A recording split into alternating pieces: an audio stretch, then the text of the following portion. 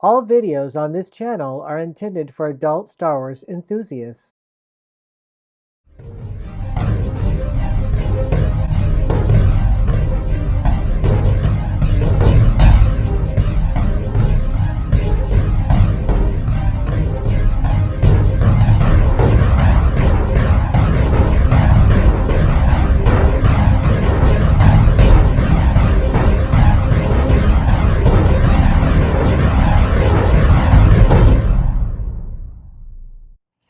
Hello, and welcome to A Star Wars Fan Reads Bantha Tracks.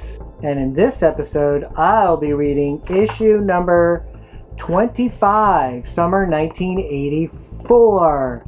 And what is this? It says Journal of the Official Star Wars Lucasfilm Fan Club. So, in the last issue, they were talking about Indiana Jones and the Temple of Doom.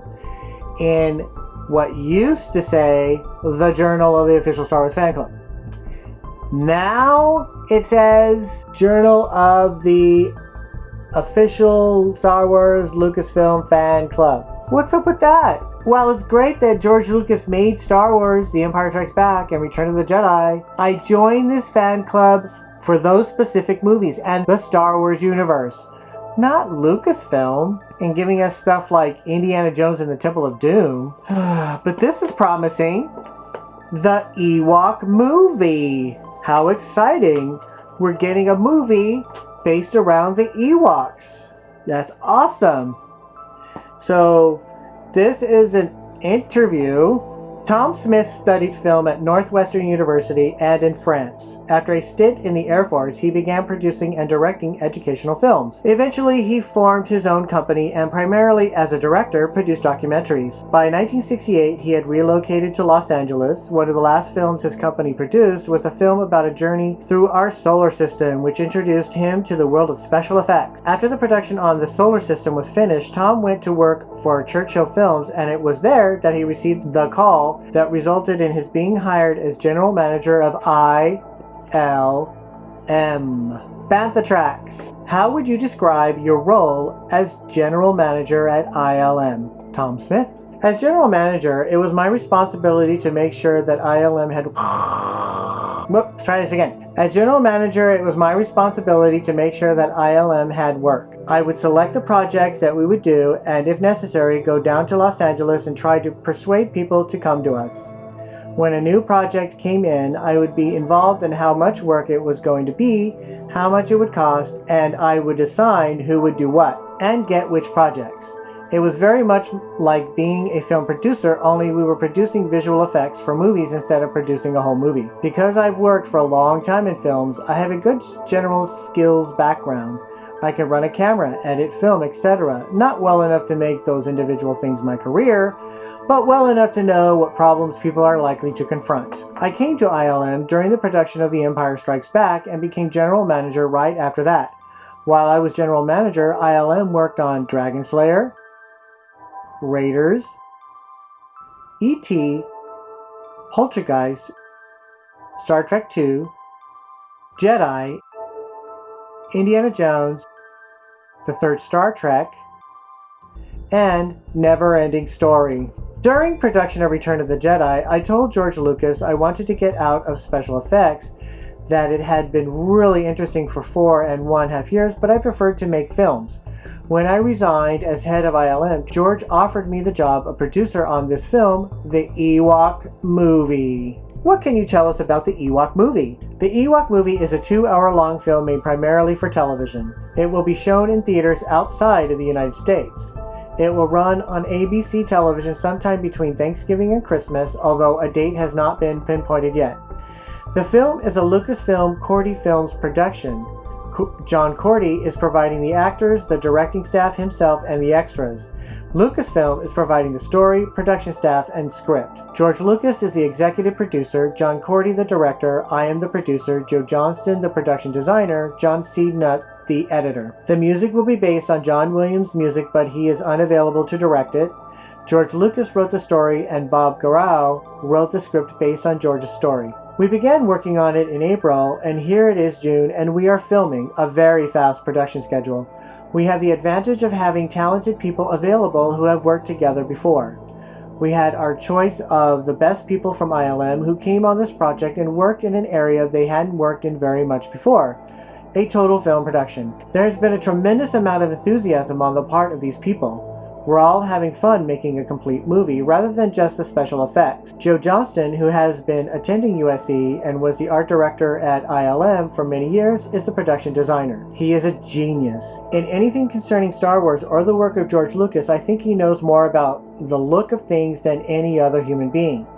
Joe wrote a book on the Ewoks, so he's been thinking a lot about them. We're also profiting from the fact that Ewoks are already established and we have their costumes. There are very few television films that come close to the production value that there will be in this movie. Does it take place after the events in Jedi? We don't know. It isn't specified.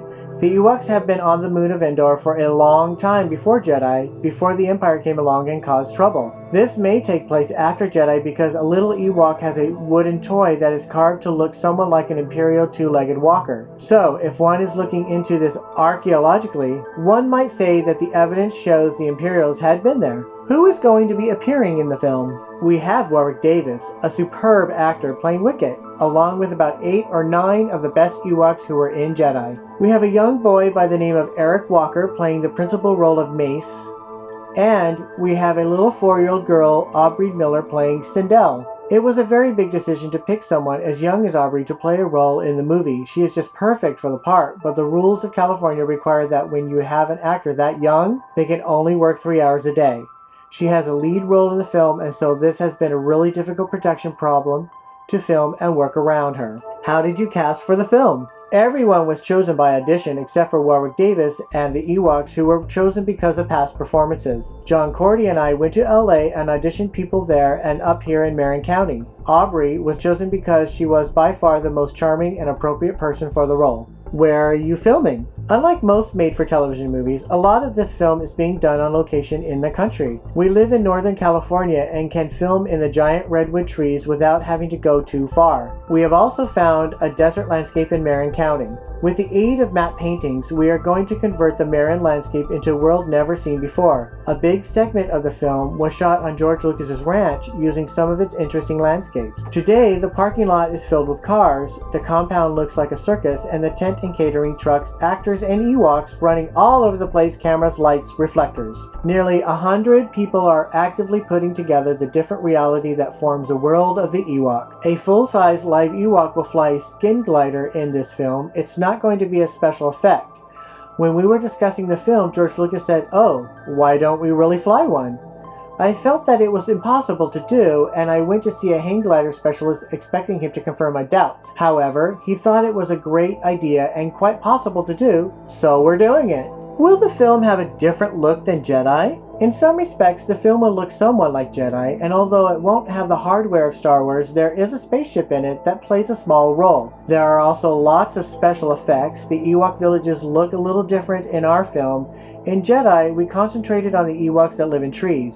Yet, there are also Ewoks in outskirts areas. Our Ewoks have interesting little ground-based huts that are surrounded by exotic domesticated animals. We have 3 monsters in this film, one very large monster, one that isn't so big, and finally an insidious one about the size of a dog. Will the Ewok language be the same? It probably will be. We are still having discussions about that. We are hoping to have a language that can be learned by listening to it for 2 hours. Can we expect a title change? There may be a title change. We've been working with the title The Ewok Movie. Another possible title is The Ewoks of Endor. Any final thoughts? This is a dramatic film. It is all new material, and although set in the Star Wars universe, is not part of the Star Wars saga. We expect this movie will be a national event on television and feel a real obligation to deliver the traditional Lucasfilm quality. For that reason, we are working hard to do a film that we can all be proud of. Very cool, and I'm totally looking forward to the Ewok movie. Come on, Toonface! The fate of the fleet depends on us! Rebel ship on radar. I'm going to destroy him. Ships and action figures sold separately. Batteries not included. Target at 40 degrees. Death Star, get ahead! The shield's still up! Locking lasers. Empire ambush! I'm going for our solar panels. Losing power. I'll need the boss. Keep the fleet on alert! The Empire's in retreat! Millennium Falcon and new TIE Interceptor each sold separately, only from Kenner's Star Wars Return of the Jedi collection. Alright, let's see what else is in Bantha Tracks. Hopefully it's a lot more Star Wars related information. Indie Update London Premiere.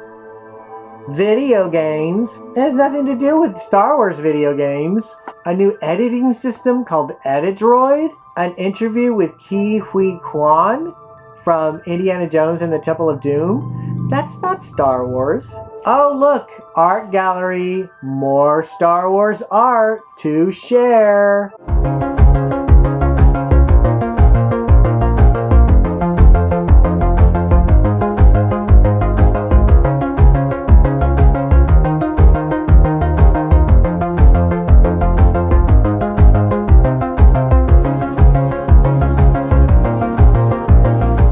Wow, there's been a lot of changes in Bantha Tracks. It's less about Star Wars and more about other Lucasfilm materials. Is this the end of an era? Ooh, I can buy the Han Solo vest. Very cool. I think I want to get that. Alright, well that's it for Bantha Tracks, issue number 25. Let's hope there's more Star Wars related information in the next issue. But until then, may the Force be with you.